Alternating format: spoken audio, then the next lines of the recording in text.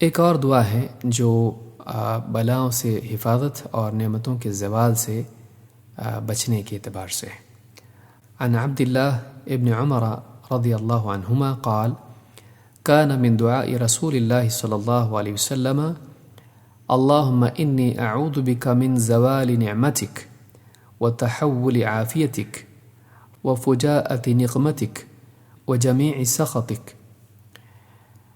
عبداللہ ابن عمر رضی اللہ تعالیٰ عنہما سے روایت ہے، فرماتے ہیں اللہ کے رسول صلی اللہ علیہ وسلم کی دعاؤں میں سے ایک دعا یہ بھی تھی، اللہم انی اعوذ بک، اے اللہ میں تیری پناہ طلب کرتا ہوں، من زوال نعمتک، نعمت کے زوال سے، جو نعمتیں تو نے مجھ کو عطا کی ہیں وہ مجھ سے چھین لی جائیں، مجھ سے زائل ہو جائیں، اس سے میں تیری پناہ مانگتا ہوں. وتحول عافیتک، اور جس عافیت میں تو نے مجھ کو رکھا ہے اس کے بدل جانے سے، یعنی اس عافیت کی بجائے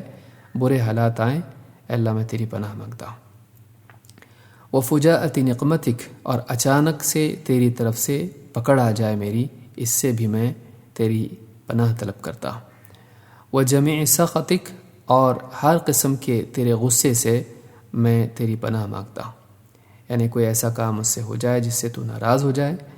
اور ہر اعتبار سے تیری ناراضگی سے میں تیری پناہ مانگتا ہوں. اس حدیث کو امام مسلم نے روایت کیا ہے. اس حدیث میں اس بات کی طرف بھی اشارہ ہے کہ اللہ تعالیٰ اگر ناراض ہو تو ہمارے پاس بھاگنے کی کوئی اور جگہ نہیں ہے، بلکہ ہمیں اللہ ہی کی طرف رجوع کرنا چاہیے، اس لیے کہ اللہ تعالیٰ کی ناراضگی سے اللہ ہی بچا سکتا ہے.